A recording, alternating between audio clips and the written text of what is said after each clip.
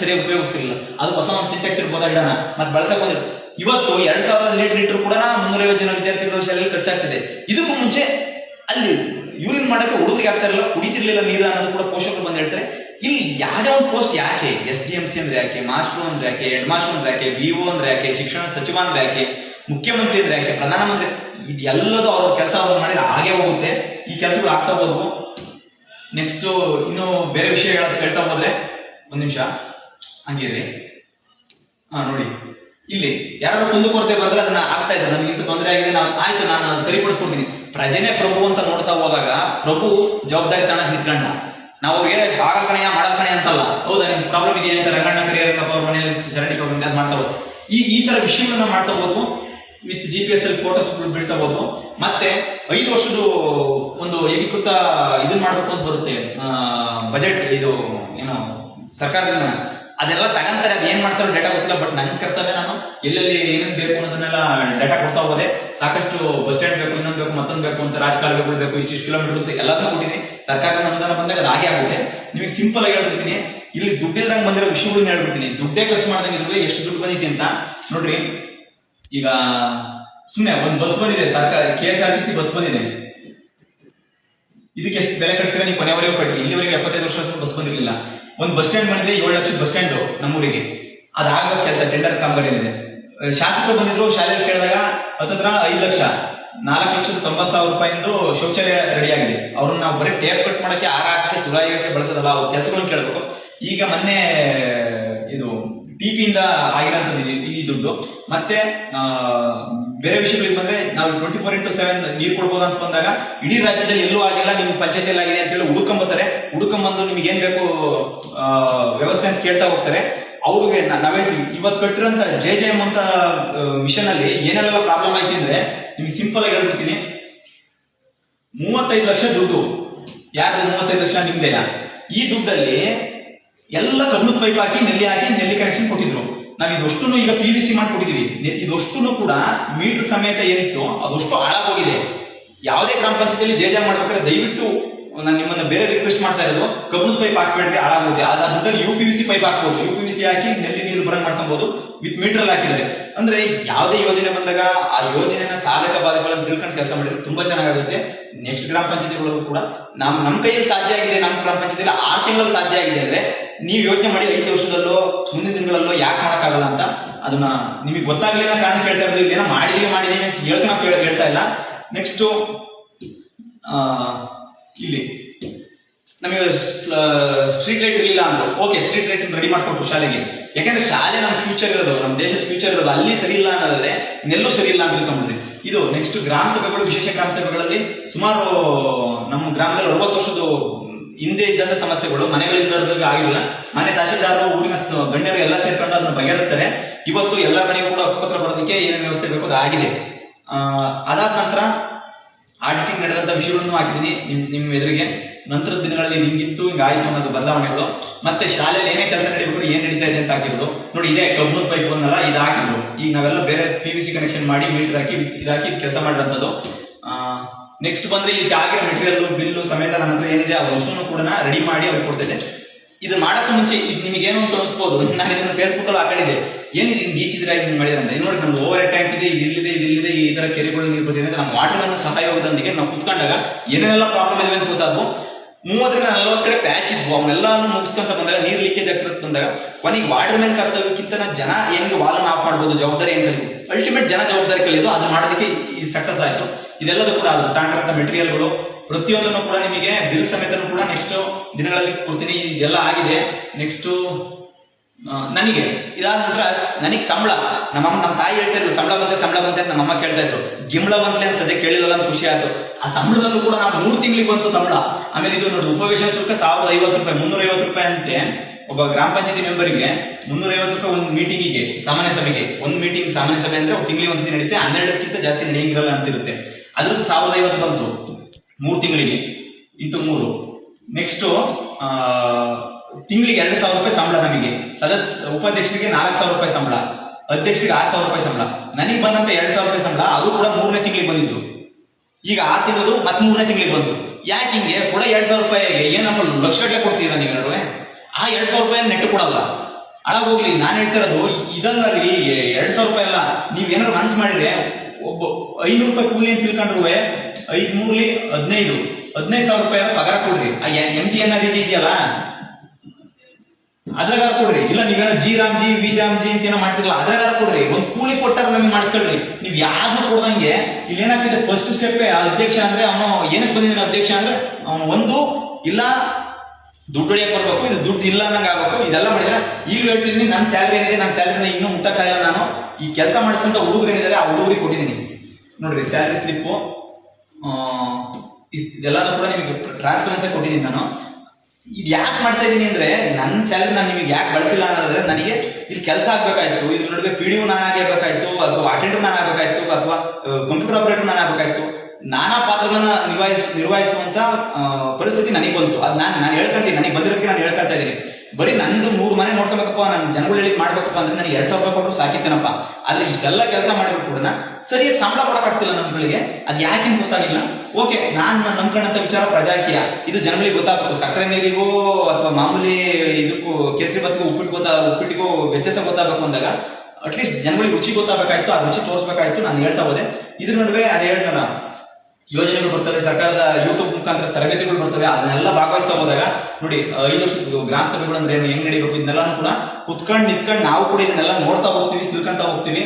ಇದ್ರ ನಡುವೆ ನೋಡ್ತೀವಿ ಕರೆಂಟ್ ಬಿಲ್ ನಮ್ಮಲ್ಲಿ ಎಷ್ಟು ಕರೆಂಟ್ ಬಿಲ್ ಬರ್ತಾ ಇದೆ ಅಂದ್ರೆ 1,30,000 ಬರೀ ಪ್ರತಿ ವರ್ಷ 1,30,000 ದಂಡ ಕಟ್ತಾರೆ KEB ಅವರಿಗೆ.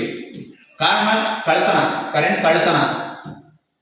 ಅವಾಗ ಅನಿಸ್ತು, ಇದೆಲ್ಲ ಏನ್ ಮಿಸ್ ಹೊಡಿತೈತಿ, ಮೀಟರ್ ಇಲ್ಲ, ಇನ್ನೊಂದಿಲ್ಲ, ಮತ್ತೊಂದಿಲ್ಲ, ಅದಕ್ಕೆ ಏನ್ ಮಾಡ್ಬೋದು ಅಂತ ಬಂದಾಗ ನೆಕ್ಸ್ಟ್ ಸರಿ ಬಜೆಟ್ ಬಂದಾಗ ನಾನೇನ್ ಮಾಡಿದೆ, ಆ ಬಜೆಟ್ ಅಲ್ಲಿ ಸುಮಾರು 2 ಲಕ್ಷ ರೂಪಾಯಿ 15 ಲಕ್ಷ ಅಮೌಂಟ್ ಏನ್ ಬಂದಿರುತ್ತಲ್ಲ ಪ್ರತಿ ವರ್ಷ 15 ಫೈನಾನ್ಸ್ 2 ಲಕ್ಷ ರೂಪಾಯಿ ನಮ್ಮ ಸ್ಟ್ರೀಟ್ ಲೈಟ್ ಕಂಟ್ರೋಲ್ಗೆ ಇಟ್ಟಿದೀವಿ. ಮತ್ತೆ 1.5 ಲ್ಯಾಕ್ ಸಮುದಾಯ ಭವನ, ಅಂಬೇಡ್ಕರ್ ಸಮುದಾಯ ಭವನ ಏನಿದೆ ಆ ಸಮುದಾಯ ಭವನ ಮೇಲ್ಛಾವಣಿಗೆ, ಅದು ಜನ ಕೇಳಿ ಮಾಡಿರೋದು. ಏನ್ ಜನ ಕೇಳಿದಂಗೆ ಯಾವ್ದು ಮಾಡಿಲ್ಲ, ಯಾಕೆಂದ್ರೆ ಜನನೇ ಅಲ್ಟಿಮೇಟ್ ಆಗ್ಬೇಕಾದ್ರೆ ಈ ವಿಷಯಗಳಿಗೆ. ಅದಾದ ನಂತರನ ನಿಮ್ಗೆ ಇನ್ನೂ ಮುಖ್ಯವಾದ ವಿಷಯ ಅಂದ್ರೆ ಎಲ್ಲೆಲ್ಲಿ ಸಿಗುತ್ತಲ್ಲ ಮಾಹಿತಿಗಳನ್ನ ಕಲೆಕ್ಟ್ ಮಾಡ್ಕೊಂತ ಹೋಗೋದು. ಇದೊಂದು ದೌರ್ಭಾಗ್ಯ ನಮ್ದು. ಏನಂದ್ರೆ ಊರಿಗೆ ಬಾರ್ನರ್ ಬಂದು ಆರಾಮಾಗಿ ಮಾಡ್ತಾ ಇದ್ರು. ಅವಾಗ ಬಾರ್ನರ್ ಕೊಡ್ತಿದ್ದಂತ ರೈಡ್ ಮಾಡ್ತೇವೆ. ಮಾಡಿದಾಗ ಊರಲ್ಲಿ ಒಂದಿಷ್ಟು ಬರ್ತದೆ, ಕುಡಿಯೋರಿ ಬಿಡ್ರ ಮರೆ, ನೀವ್ ಯಾಕೆ ಮರೆ, ಹಂಗೆ ಮರೆ, ಹಿಂಗೆ ಮರೆ ಅಂತ ಇಸ್ಪೀಟ್ ಆಡ್ತಾ ಇದಾರೆ. ಇವನ್ನೆಲ್ಲೂ ಕೂಡ ನಾನು ಬಯಲು ಮಾಡಿರಲಿಲ್ಲ. ಈಗ ಹೇಳ್ತಾ ಇದ್ದೀನಿ, ಅವ್ರ ಮುಖನೂ ಕಾಣಲ್ಲ ಇದರಲ್ಲಿ. ಯಾಕೆ ಅಂದ್ರೆ ಊರೂರಿಗೆ ನುಗ್ಗಿದಾವೆ ಇವು. ಊರಿಗೆ ನುಗ್ಗಿರೋದ್ರಿಂದ ಊರುಗಳು ಹಾಳಾಗ್ತವೆ, ಮತ್ತು ಬರೆಸ್ತದ್ರೆ ಅಮಲನ್ನ ತೇಲಿಸ್ತಿದ್ದಾರೆ. ನೋಡಿ ಈ ಅಮಲಲ್ಲಾಗಿರೋ ಘಟನೆಗಳು ನೋಡಿ. ಈಗ ಬೆಂಕಿ ಬೀಳುತ್ತೆ ಒಂದು ಊರಲ್ಲಿ, ನಮ್ಮೂರಲ್ಲೇ ಒಂದು, ಅವರಿಗೆ ನಮ್ಮ ಗ್ರಾಮ ಪಂಚಾಯತ್ ಏನ್ ಮಾಡ್ಬೋದು ಅಂದಾಗ 10,000 ರೂಪಾಯಿ ಕೊಡ್ತೀವಿ. ಬೇರೆ ಏನಾದ್ರು ಬೇರೆ ಯೋಜನೆಗಳಿದಾವಲ್ಲ, ತುರ್ತು ಅಪಘಾತ ಆದಾಗ ರಾಷ್ಟ್ರೀಯ ವಿಪತ್ತು ನಿಧಿಗಳು, ಅಲ್ಲಿಂದ ಬರ್ತದೆ, 1 ರೂಪಾಯಿ ಬರಲ್ಲ ಅಂತ ಅಂದ್ಬಿಟ್ರು. ಅದೊಂದು ನನಗೆ ಎಲ್ಲೋ ಒಂದ್ ಕಡೆ ನೋಡಿ, ಪೋಲಿಯೋ ಇರ್ಬೋದು, ಬೇರೆ ಬೇರೆ ವಿಷಯಗಳು, ಚರಂಡಿ ಕ್ಲೀನ್ ಮಾಡ್ತಾ ಇರ್ಬೇಕಾಗಿರ್ಬೋದು, ಅವ್ರಗಳ ಜೊತೆ ಇಡೋದು, ಮತ್ತೆ ಅವರು ಜನಗಳು ಇದನ್ನ ತಾಡೋದು. ಮತ್ತೆ ಇದು ನಾನು ನಾಮಿನೇಷನ್ ಮಾಡಿದ್ದು ಹೇಳ್ತೀನಿ. ಇದರಿಂದ ಮುಂದೆ ನಿಮಗೆ ಆಲ್ಮೋಸ್ಟ್ ಇನ್ನೂ ಬೇಕಾದಷ್ಟು ಫೋಟೋಸ್ ಇದಾವೆ ನೋಡಿ. ಎಷ್ಟೆಷ್ಟು ಅನುದಾನ ಬಂದಿತ್ತು, ಹೆಂಗ್ ರೋಡ್ ಮೇಂಟೆನೆನ್ಸ್ ಇದೆ ಅನ್ನೋದು, ಇವು ಮತ್ತೆ ಫ್ಲಡ್ ಲೈಟಿಂಗ್ ಆಗಿರ್ಬೋದು. ಇದ್ರಲ್ಲಿ ಒಂದು ಇದಾಗಿ ಬರುತ್ತೆ 30 ಬ್ಯಾಟಿಂದು. ಅದು ನಿಮಗೆ ತೋರಿಸ್ತೀನಿ ಮುಂದೆ. ಚಿತ್ರ ಇಲ್ಲೇ ಇದೆ. ಏನು ಒಂದು ನಿಮಿಷ ಹಾಗೆ ನೋಡಿ, ಫ್ಲಡ್ ಲೈಟ್ ಶಾಲೆಗಳಿಗೆ ಏನು ಫ್ಲಡ್ ಲೈಟ್ ಬೇಕಿತ್ತು, 200 ಬ್ಯಾಟ್ ಇದ್ದು. ಇದು ಹೆಂಗ್ ಮಾಡ್ಬೋದು ಅಂತ ಹೋದಾಗ 3,75,000 6 ಫ್ಲಡ್ ಲೈಟ್ಗಳು ಬಂದ್ವು.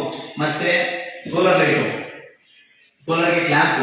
ನಾನು ಈ ತರದ ಸೋಲಾರ್ನ ಇದು ಮಾಡಿದ್ದೀನಿ. ಜನಗಳು ಕೇಳಿ ಯಾರು ಮಾಡ್ಬೋದು ಅಂತ ಕೇಳಿದಾಗ ಕೆಲವರು 30,000 ರೂಪಾಯಿ ತಗೊಂಡ್ರು. ನನಗೆ ಬೇಕಿದ್ದು ಎಲ್ಲಾ ಕಂಬಕ್ಕೂ ಲೈಟ್ ಹಾಕಿದ್ವಿ. ಎಲ್ಲಾ ಕಂಬಕ್ಕೂ ಆ ತರದ ಒಂದು ಲೈಟ್ ಹಾಕೊಂಡ್ರೆ ಕರೆಂಟ್ ಹೋದಾಗ ಅನಿವಾರ್ಯವಾಗಿ ಇದಂತೆ. ನಮ್ದು ಊರು ದೊಡ್ಡದಿರೋದ್ರಿಂದ ಆ ತರದ ವ್ಯವಸ್ಥೆಗಳು ಮಾಡ್ಕೊಂಡಿದ್ವಿ. ಫ್ಲಡ್ ಲೈಟ್ಗಳು ಎಲ್ಲ ಕಂಬಗಳು ಬಂದಂಥದ್ದು, ಎಲ್ಲ ವಿಚಾರಗಳು ಕೂಡ ನಿಮಗೆ ತಿಳಿಸ್ತಾ ಹೋಗಿದ್ದೀವಿ. ನೋಡಿ, ಫ್ಲಡ್ ಲೈಟ್ ಆಗಿರೋದು, ಆನ್ ಆಗಿರೋದು, ಶಾಲೆಗಳಿಗೆ ಅಂತ ಬಂದಂಥದ್ದು, ಮತ್ತೆ ಊರಿನ ಸಾರ್ವಜನಿಕ ಆಟದ ಮೈದಾನಗಳಿಗೆ ಬಂದಿರೋಂಥದ್ದು, ಇದಿಷ್ಟು ವಿಚಾರ. ಮತ್ತೆ ಇನ್ನೂ ಸಾಕಷ್ಟು ವಿಚಾರ ಇದಾವೆ. ಇದನ್ನೆಲ್ಲ ಹೇಳ್ಕಂತ ಕೂಡೋದ್ರ ಬದಲು ಒಂದು ಸಿಂಪಲ್ ಇರೋ ವಿಷಯ ನಾನು ನಿಮಗೆ ಹೇಳಲೇಬೇಕು. ಅದನ್ನ ಹೇಳ್ದಂಗಿದ್ರೆ ಈ ವಿಡಿಯೋ ಪೂರ್ಣ ಆಗಲ್ಲ.